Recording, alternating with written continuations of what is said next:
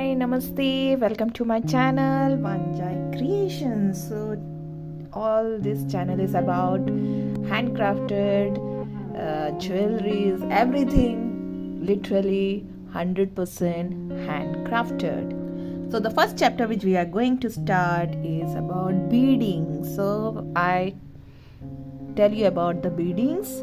That means what are the general requirement for a beading, or what is the minimum requirement for a beading.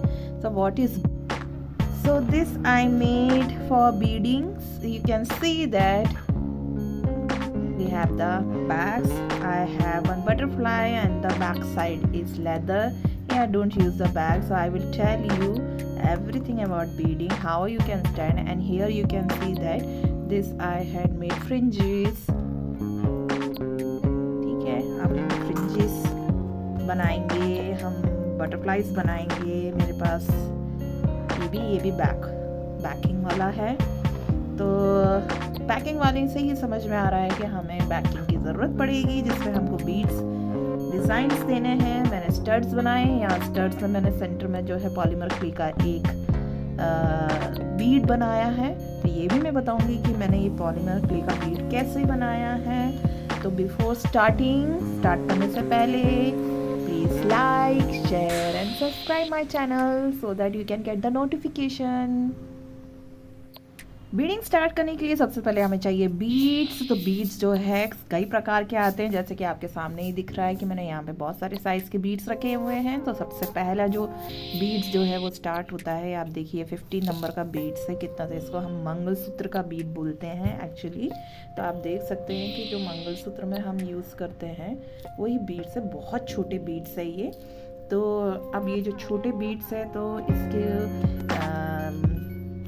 Design करने के लिए आपको सुई भी जो है वो क्या होना चाहिए, छोटी साइज़ की होनी चाहिए. वो सुई नहीं जो हम सिलाई के लिए यूज़ करते हैं. तो ये मेरा जो है ये 15 नंबर का साइज़ है. तो सबसे छोटा वाला जो साइज़ जो है वो 15 नंबर से शुरू होता है.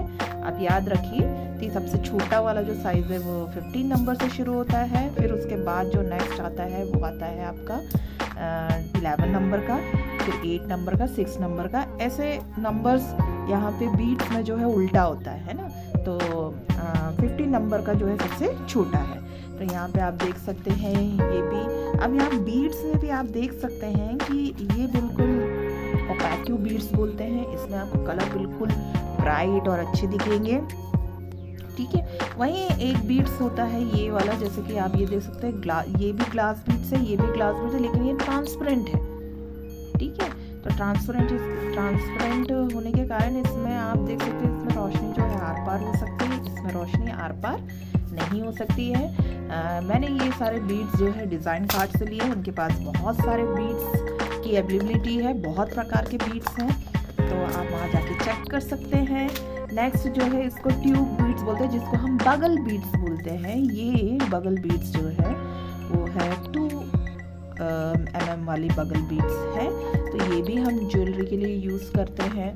फिर हमारे पास क्रिस्टल बीड्स है. तो क्रिस्टल बीड्स मेरे पास बहुत साइज़ के हैं. यहाँ पे आप देख सकते हैं कि ये मैंने ईयर ड्रॉप वाले क्रिस्टल्स है. ये राउंड क्रिस्टल्स है.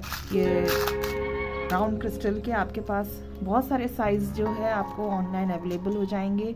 तो ये जो है ये 0.6 साइज़ का है. ये उससे छोटा है, ये उससे भी छोटा है. आप कमेंट्स में मेरे से पूछ सकते हैं साइज़ की डिटेल के बारे में. तो बीड्स के बाद जो हमको नेक्स्ट ज़रूरत पड़ती है वो है धागे की. तो हम कोई भी धागा यूज़ नहीं कर सकते क्योंकि हम ज्वेलरी बना रहे हैं.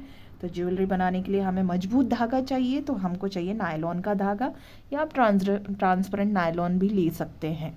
तो मुझे धागा ज़्यादा कंफर्टेबल लगता है इसको करने के लिए. आप देखिए इन इंडिया में अगर आप फायर लाइन लेने जाएंगे तो वो बहुत ज़्यादा कॉस्टली पड़ेगा. तो आप फायर लाइन भी ले सकते हैं. फायर लाइन भी अवेलेबल है इंडिया में.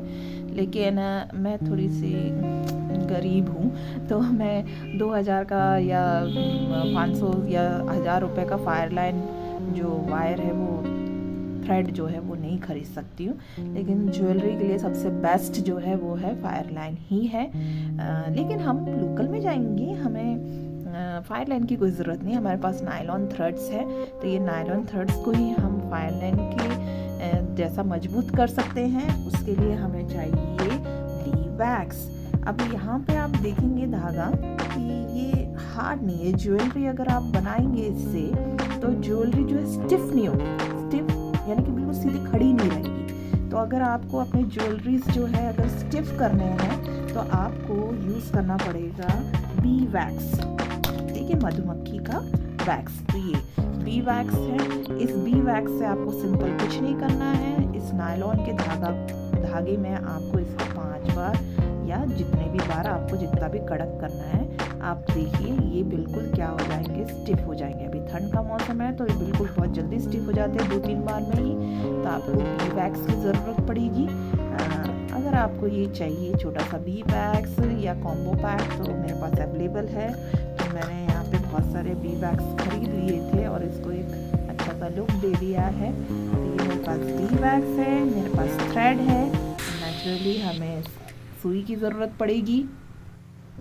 अब सुई में मैंने बहुत सारे एक्सपेरिमेंट्स किए जो मुझे ऐसा लगा कि कौन सा लेना है। तो आप देखिए मेरे पास कई प्रकार की सुई है। तो मैंने ये सबसे छोटा वही मंगलसूत्र वाला जो मोती है उसमें पिरो सकें, तो मैंने आपको ये नॉर्मल सुई जो है आपको स्पेशली बोल के लेनी पड़ेगी दुकान में कि आपको जो है सबसे 15 नंबर की जो है वो सुई चाहिए। तो इसका नंबर जो है 15 है। तो आप देख सकते हैं ये नॉर्मली जो है बहुत पतले रहते हैं, बहुत फ्लेक्सिबल रहते हैं।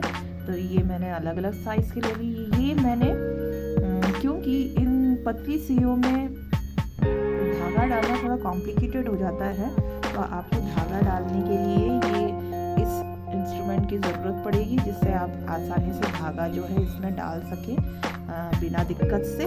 तो ये मेरे पास पोनी की सुई है। इट इज़ वेरी फ्लेक्सिबल और बहुत दिन तक चलती है। दूसरा मैंने जो है ये बीड एंड फैशन से लिया था, ये थोड़ी कॉस्टली पड़ी मुझे, लेकिन इसकी इम्पोर्टेंस ये है कि ये सुई बिल्कुल फ्लेक्सिबल है। ये देखिए बिल्कुल तार की तरह बहुत ही फ्लेक्सिबल है।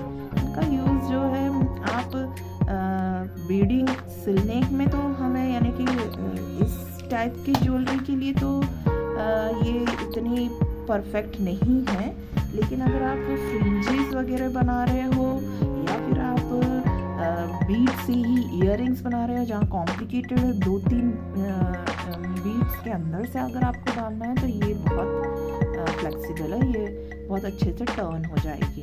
बस दिक्कत इसमें ये है कि बहुत बार यूज़ करने के बाद इसका जो शेप है वो बदल जाता है, तो आपको बार बार इसको प्लायर से इसको सीधा करना पड़ता है। मेरे को यही लगा। और अच्छी बात ये है कि इसके छेद जो है धागा डालने का वो बहुत बड़ा है, आप आसानी से डाल सकते हो। तो आपके पास सुई होना चाहिए, आपके पास बीड्स होना चाहिए और आपके पास जो है थ्रेड होना चाहिए नायलॉन का।